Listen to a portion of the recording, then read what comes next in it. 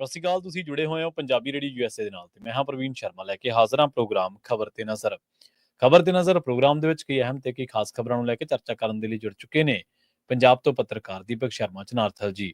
ਸ਼ਰਮਾ ਸਤਿ ਸ਼੍ਰੀ ਅਕਾਲ, ਸਵਾਗਤ ਹੈ ਜੀ ਪੰਜਾਬੀ ਰੇਡੀਓ ਯੂਐਸਏ ਤੇ। ਸਤਿ ਸ਼੍ਰੀ ਅਕਾਲ ਪ੍ਰਵੀਨ ਜੀ, ਸਾਰੇ ਦਰਸ਼ਕਾਂ ਨੂੰ ਸਰੋਤਿਆਂ ਨੂੰ ਪਿਆਰ ਭਰੀ ਸਤਿ ਸ਼੍ਰੀ ਅਕਾਲ। ਸਤਿ ਸ਼੍ਰੀ ਅਕਾਲ ਜੀ। ਪ੍ਰੋਗਰਾਮ ਦੇ ਵਿੱਚ ਅੱਗੇ ਵਧਣ ਤੋਂ ਪਹਿਲਾਂ ਧੰਨਵਾਦ ਕਰਦੇ ਚਲੀਏ ਸਪਾਂਸਰਸ ਦਾ ਜਿਹੜੇ ਜ਼ਰੀਆ ਬਣਦੇ ਨੇ ਇਹਨਾਂ ਪ੍ਰੋਗਰਾਮਾਂ ਨੂੰ ਤੁਹਾਡੇ ਤੱਕ ਪਹੁੰਚਾਉਣ ਦੇ ਲਈ। ਖਾਲਸਾ ਇੰਸ਼ੋਰੈਂਸ ਏਜੰਸੀ ਵਾਲੇ, ਜਿਨ੍ਹਾਂ ਤੋਂ ਤੁਸੀਂ ਹਰ ਤਰੀਕੇ ਦੀ ਇੰਸ਼ੋਰੈਂਸ ਲੈ ਸਕਦੇ ਹੋ।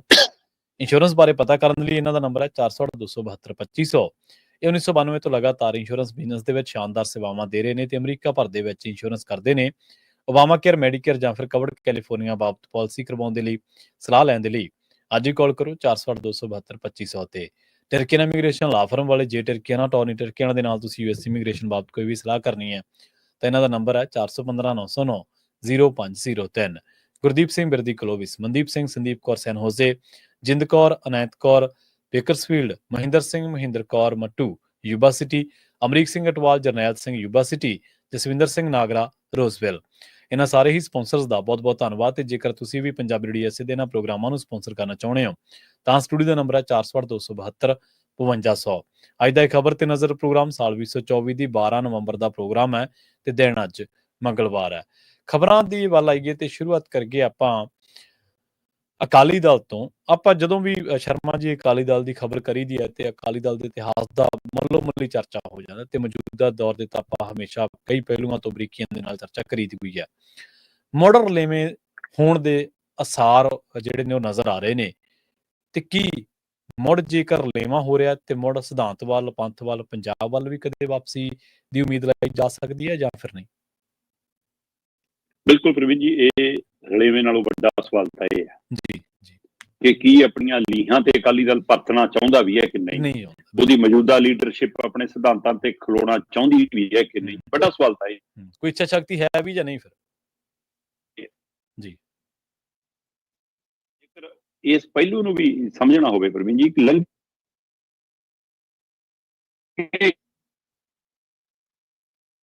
ਜਿਹੜੀ ਨਵੀਂ ਟੀਮ ਚੁਣ ਹੋਈ ਹੈ, ਮਤਲਬ ਸ਼੍ਰੋਮਣੀ ਕਮੇਟੀ ਦੀ ਐਡਵੋਕੇਟ ਹਰਜਿੰਦਰ ਸਿੰਘ ਧਾਮੀ ਦੀ ਅਗਵਾਈ ਹੇਠ ਉਹਨਾਂ ਦੀ ਪਲੇਠੀ ਬੈਠਕ ਸੀ। ਉਸ ਬੈਠਕ ਤੋਂ ਬਾਅਦ ਮੀਡੀਆ ਦੇ ਰੂਬਰੂ ਹੋਏ ਐਡਵੋਕੇਟ ਹਰਜਿੰਦਰ ਸਿੰਘ ਧਾਮੀ, ਠੀਕ ਹੈ ਜੀ, ਉਹਨਾਂ ਨੇ ਮੌਜੂਦਾ ਸਥਿਤੀ ਦੇ ਹਵਾਲੇ ਨਾਲ ਵੀ ਕਾਫੀ ਸਵਾਲ ਰੱਖੇ। ਜਦੋਂ ਕਿ ਇਸ ਕਮੇਟੀ ਦੀ ਬੈਠਕ ਦੇ ਉੱਤੇ, ਪਲੇਠੀ ਬੈਠਕ ਦੇ ਉੱਤੇ ਸਭ ਦੀਆਂ ਨਜ਼ਰਾਂ ਇਸ ਪੱਖ ਤੋਂ ਵੀ ਸੀਗੀਆਂ ਕਿ ਕਿਤੇ ਇਹ ਤਾਂ ਨਹੀਂ ਕਿਸੇ ਜਥੇਦਾਰ ਦੀ ਛੁੱਟੀ ਕਰ ਦੇਣਗੇ, ਕਿਤੇ ਇਹ ਤਾਂ ਨਹੀਂ ਕਿ ਜਥੇਦਾਰ ਗਿਆਨੀ ਹਰਪ੍ਰੀਤ ਸਿੰਘ ਹੋਰਾਂ ਨਾਲ ਜਿਵੇਂ ਚੱਲ ਰਿਹਾ ਪਿਛਲੇ ਦਿਨੋਂ ਰੇੜਕਾ ਮਨਾਉਣ ਨੂੰ, ਮਿਲਣ ਨੂੰ, ਉਹਨਾਂ ਨੂੰ ਉੱਪਰ ਸਵਾਲ ਖੜੇ ਕਰਨ ਨੂੰ, ਇਹ ਸਾਰੀ ਪ੍ਰਕਿਰਿਆ ਚ ਕਿਤੇ ਇਹ ਤਾਂ ਨਹੀਂ ਕਰਕੇ ਹੁਣ ਬਦਲਣ ਦੀ ਪ੍ਰਕਿਰਿਆ ਹੋ ਜਾਵੇ ਪਹਿਲੀ ਮੀਟਿੰਗ ਚ।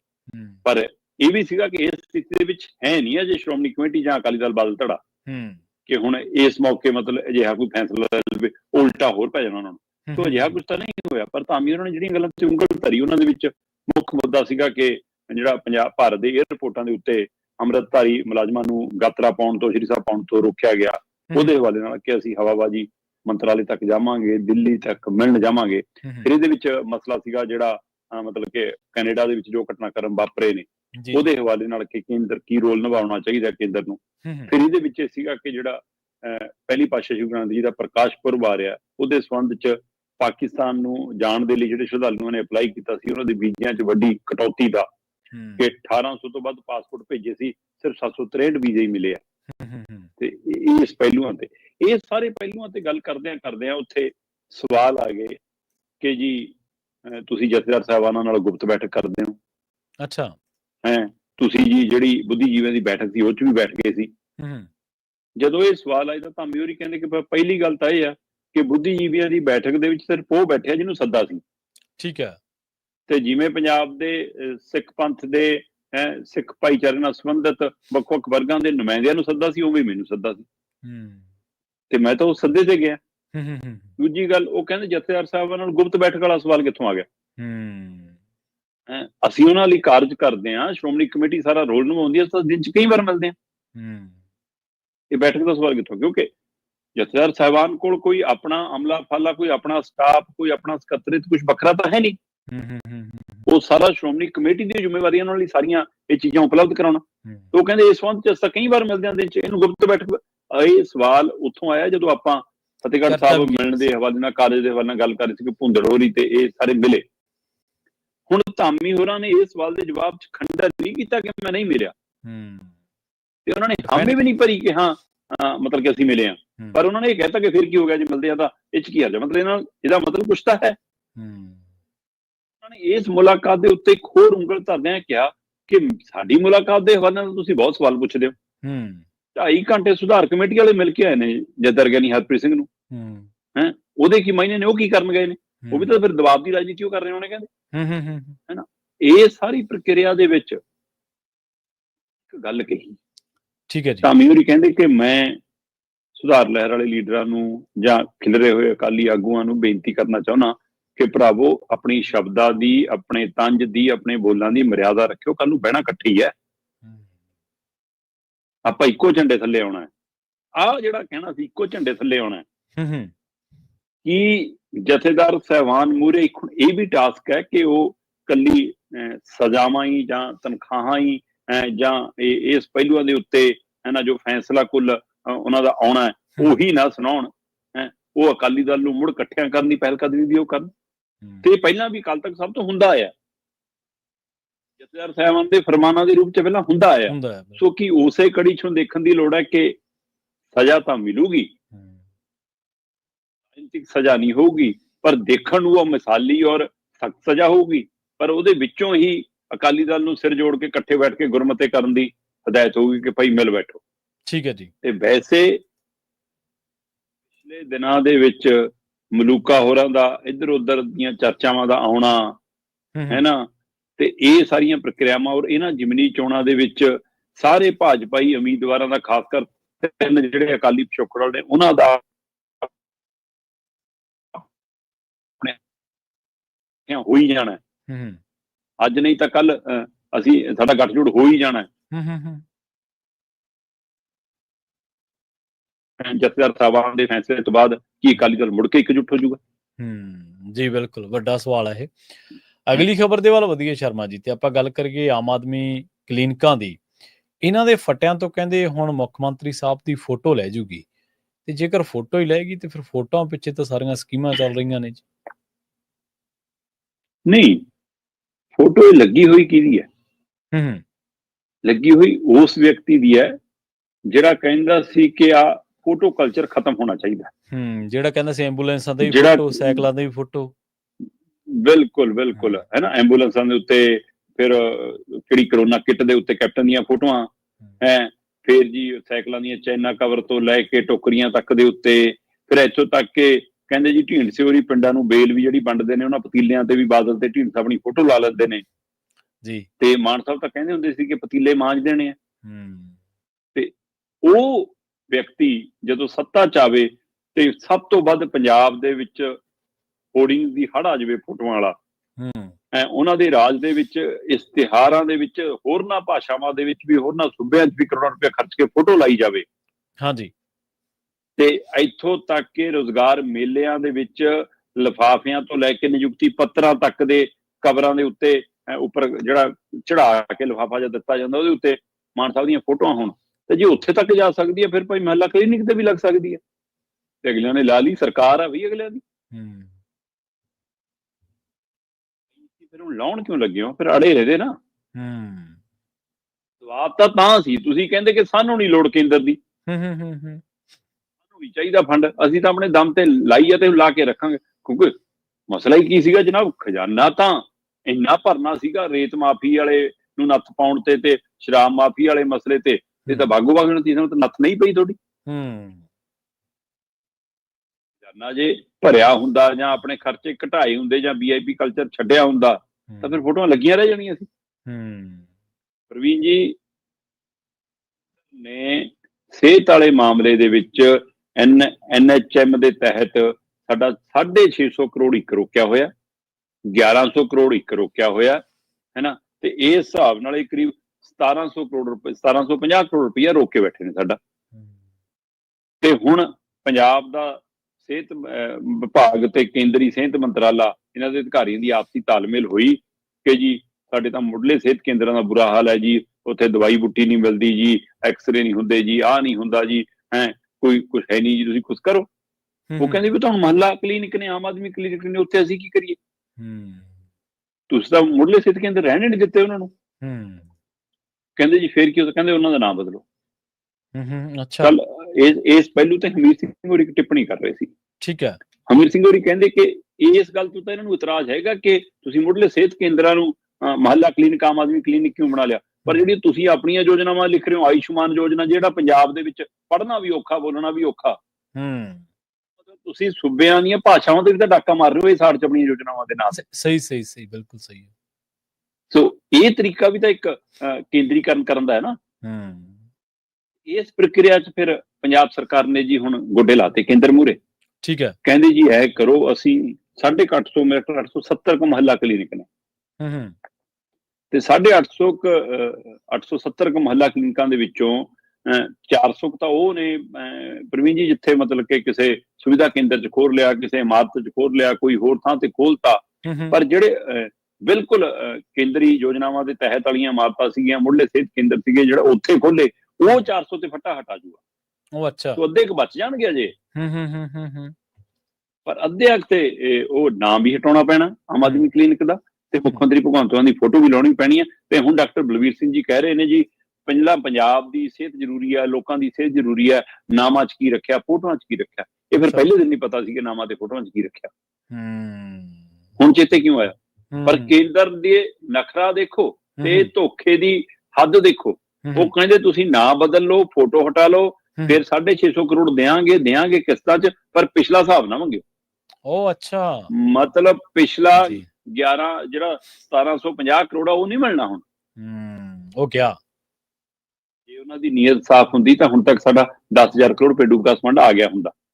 ਜੇ ਉਹਨਾਂ ਦੀ ਨੀਅਤ ਸਾਫ਼ ਹੁੰਦੀ, GST ਦਾ ਸਾਡਾ ਪੈਸਾ ਪਹੁੰਚਦੇ ਹੀ ਵਾਪਸ ਕਰਦੇ ਕਿ ਭਾਈ ਆ ਤੁਹਾਨੂੰ ਖਰਚੇ ਵੀ ਕਰਨੇ ਸੀ। ਸਹੀ ਬਿਲਕੁਲ ਸਹੀ। ਤੇ ਪਹਿਲੂ ਤਾਂ ਇਸ ਕਦਰ ਖੜਾ ਕਿ ਪੰਜਾਬ ਦੇ ਸਿਰ ਤੇ ਨਵਾਂ ਕਰਜ਼ਿਆਂ ਦਾ ਬੋਝ ਪੈਣਾ। ਸਥਿਤੀ ਤਾਂ ਇੱਥੇ ਲਿਆ ਕੇ ਖੜਾ ਦਿੱਤੀ ਗਈ ਹੈ। ਤੇ ਇਹਦੇ ਵਿੱਚ ਇਹ ਮਹੱਲਾ ਕਲੀਨਿਕਾਂ ਦਾ ਨਾਮ ਬਦਲਣ ਪਿੱਛੇ ਵੀ ਇੱਕ ਰਾਜਨੀਤਿਕ ਪਹਿਲੂ ਵੀ ਹੈ। ਔਰ ਕੁਝ ਧਿਰਾਂ, ਖਾਸ ਕਰਕੇ ਆਮ ਆਦਮੀ ਪਾਰਟੀ ਦੀਆਂ ਅੰਦਰਲੀਆਂ ਕੁਝ ਧਿਰਾਂ ਇਹ ਵੀ ਮਹਿਸੂਸ ਕਰਦੀਆਂ ਨੇ ਕਿ ਇਸ ਸਮਝੌਤੇ ਨੂੰ ਸਿਰੇ ਚੜਾਉਣ ਪਿੱਛੇ ਕੇਜਰੀਵਾਲ ਦੀ ਭੂਮਿਕਾ ਵੀ, ਜਦੋਂ ਕਿ ਭਗਵੰਤ ਮਾਨ ਨਹੀਂ ਚਾਹੁੰਦੇ ਸੀ ਕਿ ਅਸੀਂ ਸਾਰ ਲਾਂਗੇ। ਉਹ ਭੂਮਿਕਾ ਕੀ? ਉਹ ਭੂਮਿਕਾ ਇਸ ਲਈ ਹੈ ਕਿ ਮੁੱਖ ਮੰਤਰੀ ਦੀ ਫੋਟੋ ਉਤਰ ਜਾ। ਕੇਜਰੀਵਾਲ ਦੀ ਇਹ ਇੱਛਾ ਕਿ ਉਹ ਦੇਖਣੋਂ ਬੰਦ ਹੋ ਜਾਵੇ, ਕਿਉਂਕਿ ਉਹ ਤਾਂ ਕਹਿਣ ਲੱਗ ਪਏ ਕਿ ਕੰਮ ਕਰਾਉਣ ਲਈ ਮੇਰੇ ਕੋਲ ਆਵੋ। ਸਹੀ ਹੈ, ਬਿਲਕੁਲ। ਕਹਿੰਦੇ ਆਹੋ ਜਿਵੇਂ ਤੁਸੀਂ ਕਿਹਾ ਸੀ ਉਦੋਂ ਤੁਸੀਂ ਦੱਸ ਹੀ ਤਾਂ ਰਹੇ ਸੀ ਵੀ ਉਹ ਇੱਕ ਤਾਂ ਇਹ ਪ੍ਰਭਾਵ ਸਿਰਜਣਾ ਚਾਹੁੰਦੇ ਨੇ ਵੀ ਮੁੱਖ ਮੰਤਰੀ ਤੋਂ ਡਰੱਗ ਦੇ ਮਾਮਲੇ ਤੇ ਹੋਇਆ ਹੀ ਕੁਛ ਨਹੀਂਗਾ। ਦੂਜਾ ਇੱਕ ਗੋਲੀ ਸੋਲੀ ਮੈਂ ਹੀ ਹੈ, ਭਾਵੇਂ ਬੈਠਾ ਮੈਂ ਦਿੱਲੀ ਹਾਂ ਪਰ ਕੰਟਰੋਲ ਮੇਰਾ ਹੀ ਹੈ ਜੀ। ਅਗਲੀ ਗੱਲ ਕਰੀਏ ਝੋਨੇ ਦੀ ਖਰੀਦ ਦੀ। ਪੰਜਾਬ ਸਰਕਾਰ ਦੀ ਇਸ ਮਾਮਲੇ ਦੇ ਵਿੱਚ ਖਾਸੀ ਆਲੋਚਨਾ ਹੋਈ ਤੇ ਕੇਂਦਰ ਦੀ ਤਾਂ ਚਲੋ ਹੋਣੀ ਸੀਗੀ, ਪਰ ਕੇਂਦਰ ਵਾਲੇ ਆਪਣੇ ਤੱਥਾਂ ਦੇ ਨਾਲ ਫਰਕ ਹੁੰਦੇ ਰਹੇ, ਪੰਜਾਬ ਸਰਕਾਰ ਆਪਣੇ ਤੱਥਾਂ ਦੇ ਨਾਲ। ਪਰ ਹੁਣ ਜਿਹੜੀ ਗੱਲ ਹੈ, ਇੱਕ ਵਾਰੀ ਫਿਰ ਤੋਂ ਦੋਸ਼ ਪੰਜਾਬ ਸਰਕਾਰ ਤੇ ਲੱਗ ਰਿਹਾ ਕਿ ਝੋਨੇ ਦੀ ਖਰੀਦ ਦੇ ਦਰਮਿਆਨ 300 ਮੰਡੀਆਂ ਇਹਨਾਂ ਨੇ ਬੰਦ ਕਰਤੀਆਂ ਜੀ। ਪ੍ਰਵੀਨ ਜੀ, ਜੋ ਬਠਿੰਡੇ ਖੇਤਰ 'ਚ ਹੋਇਆ, ਹਾਂਜੀ ਮੰਡੀ ਦੇ ਅੰਦਰ ਵੜ ਕੇ ਪੁਲਿਸ ਨੇ ਡਾਂਗ ਭਰਾਈ, ਇਹ ਬਦਲਾਅ ਵਾਲੀ ਸਰਕਾਰ ਦੇ ਰਾਜ 'ਚ ਹੋਇਆ। ਪਹਿਲਾਂ ਤੱਕ ਮੰਡੀ ਦੇ ਅੰਦਰ ਜਾਣ ਦੀ ਕਦੇ ਪੁਲਿਸ ਦੀ ਹਿੰਮਤ ਨਹੀਂ ਹੋਈ। ਬਿਲਕੁਲ ਸਹੀ ਹੈ ਜੀ। ਤੇ ਉਸ ਮੌਕੇ ਜਦੋਂ ਕਿਸਾਨ ਮੁਸ਼ਕਲ 'ਚ ਹੋਵੇ ਤੇ ਪੰਜਾਬ ਦੀ ਪੁਲਿਸ ਉਹਨਾਂ ਦੇ ਡਾਂਗਾ ਫੇਰੇ ਢੇਰੀਆਂ ਤੱਕ ਜਾ ਕੇ। ਤੇ ਅਗਰਾਂ ਜਥੇਬੰਦੀ ਕਹਿੰਦੀ ਇੱਥੇ ਚੱਕਲੇ ਟੋਲ ਤੋਂ ਧਰਨੇ ਹੁਣ ਅਸੀਂ ਮੰਡੀਆਂ 'ਚ ਲਾਵਾਂਗੇ, ਆਜੋ। ਤੇ ਤੁਸੀਂ ਕੀ ਕਰਨਾ ਚਾਹੁੰਦੇ ਹੋ? ਤੁਸੀਂ ਕਿਹਨੂੰ ਭੜਕਾ ਕੇ ਕਿਹਦਾ ਨੁਕਸਾਨ ਕਰਾਉਣਾ ਚਾਹੁੰਦੇ ਹੋ? ਇਹਦੇ ਪਿੱਛੇ ਮਨਸ਼ਾ ਕੀ ਹੈ? ਜੇ ਬਹਿਬਲ ਕਲਾਂ ਬਰਗਾੜੀ ਮਾਮਲੇ 'ਚ ਅੱਜ ਤੱਕ ਸਵਾਲ ਖੜਾ ਹੈ ਕਿ ਵੀ ਗੋਲੀ ਚਲਾਉਣ ਦਾ ਹੁਕਮ ਕਿਹਨੇ ਦਿੱਤਾ, ਫਿਰ ਡਾਂਗ ਭਰਾਉਣ ਦੇ ਹੁਕਮ ਵੀ ਕੌਣ ਦੇ ਰਿਹਾ? ਸਹੀ। ਹੁਣ ਪੁੱਛਣਾ ਜ਼ਿਆਦਾ ਜ਼ਰੂਰੀ ਹੈ। ਉਸ ਸਮੇਂ ਤਾਂ ਫਿਰ ਵੀ ਪਿਓ ਪੁੱਤੇ ਸੀ, ਮੁਖੀ ਇੱਕੋ ਘਰ 'ਚ ਹੁਕਮ ਆਉਂਦਾ ਸੀ। ਸਹੀ, ਬਿਲਕੁਲ। ਮੁੱਖ ਮੰਤਰੀ ਉਹ 5 ਨੇ ਪੰਜਾਬ ਕੋਲ, ਕੀ ਕਰੇ ਪੰਜਾਬ? ਕੀ ਕਰੇ, ਕਿਹਦੇ ਕੋਲੇ ਜਾਵੇ? ਜਿਹੜਾ ਜਿਹਦੇ ਬੋਰਡ ਲੱਗੇ ਨੇ, ਜਿਹੜਾ ਰੈਲੀਆਂ 'ਚ ਬੈਠਦਾ ਇਹ ਕਹਿ ਕੇ ਕਿ ਮੈਂ ਮੁੱਖ ਮੰਤਰੀ ਹਾਂ, ਉਹਦੀ ਮੰਨੀਏ? ਜਾਂ ਜਿਹੜਾ ਕਹਿੰਦਾ ਮੈਂ ਹੀ ਕੰਮ ਕਰਨਾ ਆਊਂਗਾ, ਮੇਰੇ ਕੋਲੇ ਆਇਓ, ਮੈਂ ਕੈਬਨਿਟ ਦੀਆਂ ਮੀਟਿੰਗਾਂ ਲੈਣਾ, ਉਹ ਮੁੱਖ ਮੰਤਰੀ ਹੈ? ਜਾਂ ਜਿਹੜਾ MLA ਦੀਆਂ ਮੀਟਿੰਗਾਂ ਲੈਂਦਾ ਉਹ ਮੁੱਖ ਮੰਤਰੀ ਹੈ? ਜਿਹੜਾ ਅਫਸਰਾਂ ਨੂੰ ਆਰਡਰ ਦਿੰਦਾ ਉਹ ਮੁੱਖ ਮੰਤਰੀ? ਕੌਣ ਹੈ ਮੁੱਖ ਮੰਤਰੀ? ਰਾਘਵ ਚੱਡਾ, ਸੰਦੀਪ ਪਾਠਕ, ਕੇਜਰੀਵਾਲ ਜਾਂ ਭਗਵੰਤ ਮਾਨ? ਕੌਣ ਹੈ? ਬਿਲਕੁਲ ਸਹੀ ਹੈ। ਸੋ ਇਸ ਲਈ ਕਿਹਦੇ ਹੁਕਮਾਂ ਤੇ ਡਾਂਗ ਫਿਰੀ ਹੈ? ਫਿਰ ਹੁਕਮਾਂ ਤੇ ਪੰਜਾਬ ਦੇ ਵਿੱਚ ਚੱਲਦੇ ਝੋਨੇ ਸੀਜ਼ਨ 'ਚ ਮੰਡੀਆਂ ਬੰਦ ਹੋਈਆਂ। ਆਪਾਂ ਪਹਿਲਾਂ ਵੀ ਗੱਲ ਕਰਦੇ ਰਹੇ ਕਿ ਜਿਸ ਕਦਰ ਇਸ ਵਾਰ ਖਲਾਰਾ ਪਿਆ, ਕੇਂਦਰ ਸਮਾਂ ਰਹਿੰਦੇ ਆਪਣਾ ਇੱਥੋਂ ਰੈਕ ਖਾਲੀ ਨਹੀਂ ਕੀਤੇ, ਹੂੰ, ਹੂੰ। ਸਪੇਸ ਖਾਲੀ ਨਹੀਂ ਕੀਤੀ, ਲਿਫਟਿੰਗ ਦਾ ਮਾਮਲਾ ਫਸਿਆ। ਹਾਂਜੀ, ਹਾਂਜੀ, ਬਿਲਕੁਲ। ਕੀ ਪੰਜਾਬ ਨੇ, ਪੰਜਾਬ ਸਰਕਾਰ ਨੇ, ਪੰਜਾਬ ਦੀ ਅਫਸਰਸ਼ਾਹੀ ਨੇ ਸਹੀ ਸਮੇਂ ਤੇ ਮੁੱਦਾ ਚੁੱਕਿਆ ਸੀ? ਸਹੀ, ਬਿਲਕੁਲ ਸਹੀ ਹੈ ਜੀ। ਮੈਂ ਕਹਿੰਦਾ ਸਰਕਾਰ ਨਵੀਂ ਹੋ ਸਕਦੀ, ਅਫਸਰ ਤਾਂ ਨਵੇਂ ਨਹੀਂ। ਹੂੰ, ਉਹੀ ਅਫਸਰ ਨੇ ਜਿਹੜੇ ਲੀਕ ਦੇ ਫਕੀਰ ਨੇ। ਹੂੰ, ਅਕਤੂਬਰ ਤੋਂ ਸਰਕਾਰੀ ਮੰਡੀ ਸ਼ੁਰੂ ਹੁੰਦੀ ਹੈ। ਹੂੰ, ਹੂੰ, ਲੰਘੇ ਕੱਲ ਆਰਡਰ ਆ ਜਾਂਦੇ ਨੇ ਕਿ ਵੀ ਆਹ 350 ਦੇ ਕਰੀਬ ਆਪਾਂ ਜਿਹੜੀਆਂ ਆਰਜੀ ਮੰਡੀਆਂ ਨੇ ਜਾਂ ਛੋਟੀਆਂ ਮੰਡੀਆਂ ਨੇ ਉਹ ਬੰਦ ਕਰਦੇ ਆ, ਕਿਉਂਕਿ ਪਿਛਲੇ ਸਮੇਂ 'ਚ ਏਦਾਂ ਹੁੰਦਾ ਆ। ਹੂੰ, ਭਰਾਵਾ ਪਿਛਲੇ ਸਮੇਂ 'ਚ 1 ਮਹੀਨੇ ਬਾਅਦ ਸੀਜ਼ਨ ਸ਼ੁਰੂ ਨਹੀਂ ਹੋਇਆ ਕਦੇ। ਜੇ 1 ਅਕਤੂਬਰ ਨੂੰ ਖਰੀਦ ਸ਼ੁਰੂ ਹੋਈ, 10 ਤਰੀਕ ਤੱਕ ਮੰਡੀਆਂ 'ਚ ਅਨਾਜ ਜਾਂਦਾ ਸੀ। ਇੱਕ ਸਾਰਾ ਕੁਝ ਦੀਵਾਲੀ ਤੇ ਬਾਅਦ ਜਾ ਕੇ ਜ਼ੋਰ ਲੱਗਿਆ, ਤੇ ਪਹਿਲਾਂ ਜਿਵੇਂ ਖਰੀਦ ਨਹੀਂ ਹੋ ਰਹੀ ਸੀ ਉਹਦੇ ਕਰਕੇ ਕਿਸਾਨਾਂ ਨੇ ਦੇਰੀ ਨਾਲ ਵਾਢੀ ਕੀਤੀ ਆ। ਹੂੰ, ਇਹਦਾ ਮਤਲਬ ਤੁਸੀਂ ਸਿਰਫ ਪਿਛਲੀ ਫਾਈਲ ਦੇਖਦੇ ਹੋ ਤੇ ਆਰਡਰ ਕੱਢਦੇ ਹੋ, ਅੱਖਾਂ ਮੀਚ ਕੇ ਕੰਮ ਕਰਦੇ ਹੋ। ਹੂੰ, ਮੈਂ ਪਿੰਡ 'ਚੋਂ ਆਉਣਾ, ਮੈਨੂੰ ਪਤਾ ਸਾਰਾ ਪਿੰਡ ਦੇ ਵਿੱਚ ਕੀ ਹੁੰਦਾ, ਮੋਟਰ ਕਿੱਥੇ ਆ, ਪੰਪ ਕਿੱਥੇ ਆ, ਪਟਾ ਕਿਵੇਂ ਚੜ੍ਹਦਾ ਹੈ ਨਾ। ਤੇ ਉਹਨੂੰ ਇਹ ਨਹੀਂ ਪਤਾ ਕਿ ਹਾਂ ਮੰਡੀਆਂ 'ਚ ਅਜੇ ਤਾਂ 45 ਲੱਖ ਮੀਟਰ ਟਨ ਤੱਕ ਅਨਾਜ ਆਉਣਾ। ਹੂੰ, ਇਸ ਸਥਿਤੀ ਦੇ ਵਿੱਚ ਇਹ ਆਰਡਰ ਕਿਹਦੇ ਹੁਕਮਾਂ ਨਾਲ ਹੋਏ ਨੇ? ਜੀ, ਕਿਹਨੇ ਹੁਕਮ ਦਿੱਤੇ ਨੇ ਕਿ ਪੰਜਾਬ 'ਚ ਮੰਡੀਆਂ ਬੰਦ ਕਰ ਦਿਓ? ਔਰ ਇਸ ਮਸਲੇ ਤੇ ਵੀ ਸਰਕਾਰ ਕਿਉਂ ਦਿਨੇ ਦੇ? ਹੋ ਸਕਦਾ ਕੁੜੀਆਂ ਹੋਰੀ ਕਹਿੰਦੇ ਜੀ ਮੈਂ ਤਾਂ ਹੁਕਮ ਹੀ ਨਹੀਂ ਦਿੱਤੇ। ਵੀ ਹੂੰ, ਮੰਡੀ ਬੋਰਡ ਕਿਹਦੇ ਅਧੀਨ ਚੱਲਦੀ ਆ? ਸਹੀ, ਸਹੀ, ਸਹੀ, ਬਿਲਕੁਲ। ਜੇ ਤੁਹਾਨੂੰ ਵੀ ਨਹੀਂ ਪੁੱਛਦੇ ਫਿਰ ਕਿਹਨੂੰ ਪੁੱਛਣੇ? ਮੈਂ ਤਾਂ ਹੀ ਪੁੱਛ ਰਿਹਾ ਨਾ ਕਿ ਕਿਹੜਾ ਮੁੱਖ ਮੰਤਰੀ ਦਾ ਹੁਕਮ ਆਉਂਦਾ ਫਿਰ। ਹੂੰ, ਤੇ ਜੇ ਖੇਤੀਬਾੜੀ ਮੰਤਰੀ ਨੂੰ ਨਹੀਂ ਪਤਾ, ਬਿਲਕੁਲ ਜੀ। ਫਿਰ ਪਤਾ ਕਿਹਨੂੰ? ਫਿਰ ਸੰਦੀਪ ਪਾਠਕ ਦੇ ਰਾਘਵ ਚੱਡਾ ਨੂੰ ਹੋ ਸਕਦਾ ਪਤਾ ਹੋ। ਹੂੰ, ਜਦੋਂ ਵੋਟਾਂ ਮੰਗਣ ਜਾਓਗੇ ਦੁਬਾਰਾ ਤੇ ਲੋਕ ਉਦੋਂ ਇਹ ਸਵਾਲ ਕਰਨਗੇ ਕਿ ਉਦੋਂ ਵੀ ਕਹਿ ਦੋਗੇ ਸਾਨੂੰ ਨਹੀਂ ਪਤਾ ਸੀ। ਲੋਕਾਂ ਨੇ ਫਿਰ ਤਾਂ ਬਹੁਤ ਕੁਝ ਕਰਨਾ ਹੁੰਦਾ ਇਹਨਾਂ ਨੂੰ। ਫਿਰ ਤਾਂ ਇਹਨਾਂ ਨੂੰ ਗੋਡੇ ਕੁੱਟਣੇ ਆਉਂਦੇ ਨੇ, ਫਿਰ ਤਾਂ ਨੱਕ ਰਗੜਨੇ ਆਉਂਦੇ ਨੇ, ਫਿਰ ਉਹ ਤਰੀਕੇ ਕਰਨੇ ਪੈਣਗੇ। ਪਰ ਪੰਜਾਬ ਕੋਲ ਅਜੇ ਬਦਲ ਕੀ ਹੈ? ਤੁਸੀਂ ਇਹ ਵੀ ਸਵਾਲ ਹੈ। ਜੋ ਮਰਜ਼ੀ ਦੇਖੋ ਕਰੀ ਜਾਣ, ਸਿਆਸਤਦਾਨਾਂ ਕੋਲੇ ਕੋਈ ਹੱਥ ਪੈਰ ਤਾਂ ਥੋੜੇ ਨਹੀਂ ਹੁੰਦੇ ਜਿਹੜੇ ਮਾਰਦੇ ਵੋਟਾਂ ਲੈਣ ਵੇਲੇ।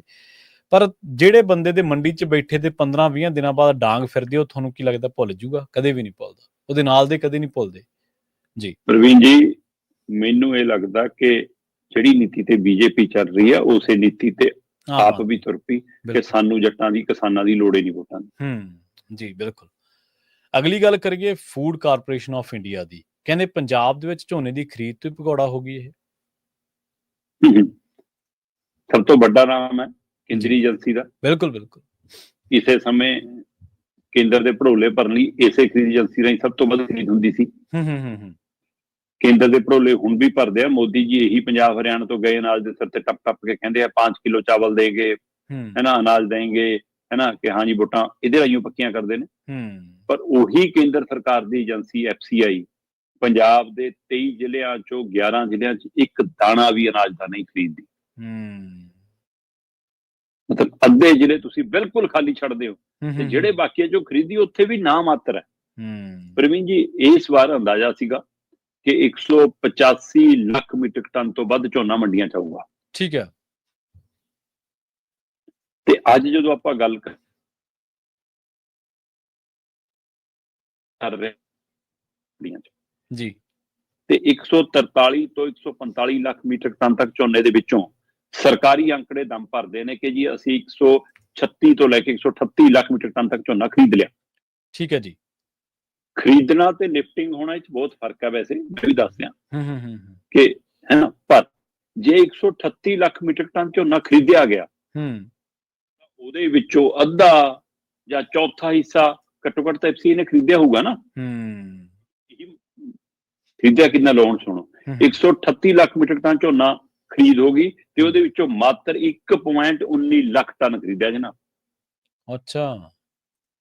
11 ਜ਼ਿਲ੍ਹੇ 'ਚ ਤਾਂ ਖਰੀਦਿਆ ਹੀ ਨਹੀਂ, ਤੇ ਜਿਹੜੇ ਬਾਕੀਆਂ 'ਚ ਖਰੀਦਿਆ ਵੀ ਮਤਲਬ 12 ਜ਼ਿਲ੍ਹਿਆਂ 'ਚ, ਹੈ ਨਾ, ਉੱਥੇ ਵੀ 1.19 ਲੱਖ ਟਨ। ਕੋਈ ਨਵਾਂ ਪਹਿਲੂ ਨਹੀਂ ਹੈ, ਲਗਾਤਾਰ ਪਿਛਲੇ ਸਾਲਾਂ ਤੋਂ ਘਟਦਾ ਆ ਰਿਹਾ। ਤੁਸੀਂ ਇੱਥੋਂ ਅੰਦਾਜ਼ਾ ਲਾ ਲਓ ਕਿ 2015-16, 2016-17 ਇਹ 6 ਤੋਂ 7 ਲੱਖ ਟਨ ਤੱਕ ਝੋਨਾ ਖਰੀਦ ਰਹੇ ਸੀਗੇ। 16-17 ਚ 7.66 ਲੱਖ ਹੈ, 2015-16 6.54 ਲੱਖ ਹੈ। ਜੀ ਜੀ, ਇਹ ਵੀ ਘੱਟ ਹੈ ਨਾਲੋਂ ਕਿੰਨਾ ਜ਼ਿਆਦਾ। ਇਹਦਾ ਅੰਦਾਜ਼ਾ ਇਸ ਗੱਲ ਤੋਂ ਲੱਗਦਾ ਕਿ 2022-23 ਤੱਕ ਆ ਕੇ 2 ਲੱਖ ਟਨ ਤੇ ਆ ਗਏ। ਇਸ ਵਾਰ 2 ਲੱਖ ਟਨ ਤੋਂ ਵੀ ਘੱਟ 1.19 ਲੱਖ ਟਨ ਤੇ ਹੈ। 2 ਲੱਖ ਤੱਕ ਵੀ ਜਾਂਦਾ ਨਹੀਂ ਦਿਖਦਾ। ਮਤਲਬ ਕੁੱਲ ਜਿਹੜੀ ਝੋਨੇ ਦੀ ਖਰੀਦ ਹੋਈ ਆ ਉਹਦੇ ਵਿੱਚੋਂ 35 ਜਾਂ 285 ਟਨ ਫਸਲ ਪ੍ਰਾਈਵੇਟ ਵਪਾਰੀਆਂ ਨੇ ਖਰੀਦੀ ਆ।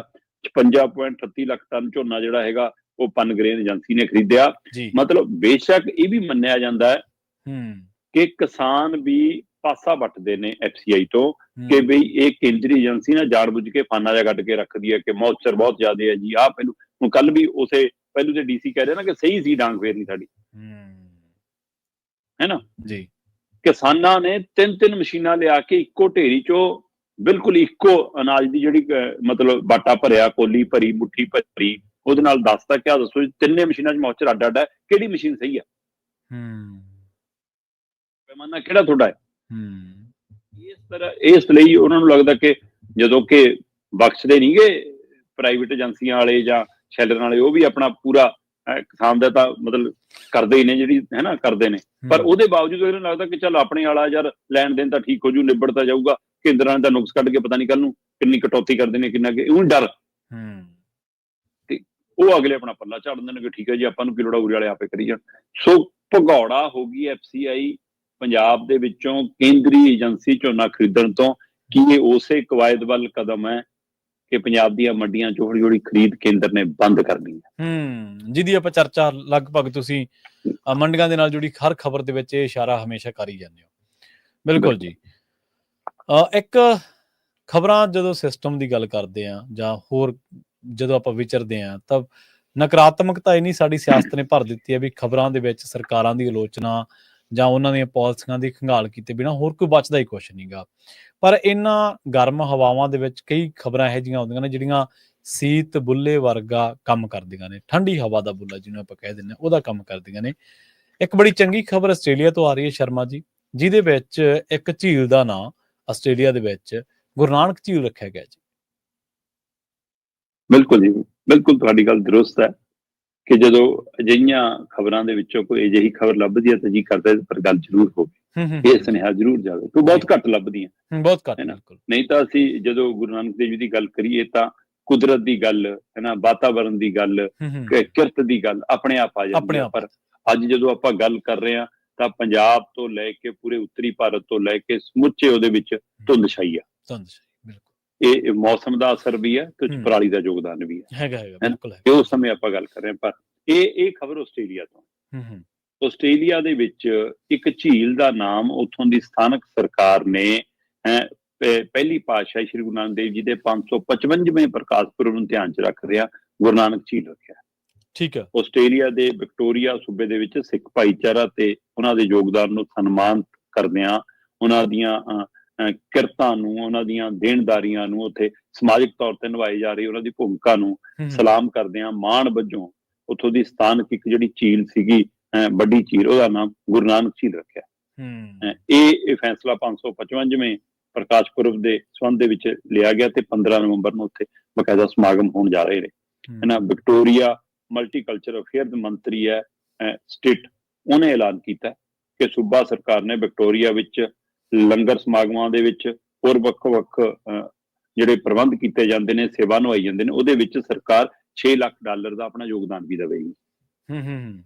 ਤੇ ਇਹ $6 ਲੱਖ ਦੇ ਯੋਗਦਾਨ ਦੇ ਨਾਲ ਨਾਲ ਉਸ ਝੀਲ ਦਾ ਨਾਮ ਗੁਰੂ ਨਾਨਕ ਝੀਲ ਰੱਖਿਆ ਗਿਆ। ਇਹ ਇੱਕ ਸੁਖਾਵਾਂ ਪਹਿਲੂ ਹੈ। ਇੱਕ ਪਾਸੇ ਪਾਕਿਸਤਾਨ ਵਾਲੀਆਂ ਖਬਰਾਂ ਦੋ ਦਿਨਾਂ ਵਿੱਚ ਚੱਲ ਰਹੀਆਂ ਕਿ ਜੀ ਉਹ ਚੌਂਕ ਦਾ ਨਾਂ ਵੀ ਹੁਣ ਕਹਿੰਦੇ ਕਿ ਅਸੀਂ ਨਹੀਂ ਰੱਖਣਾ ਭਗਤ ਸਿੰਘ, ਕਿਉਂਕਿ ਉਹ ਤਾਂ ਅੱਤਵਾਦੀ ਸੀਗਾ।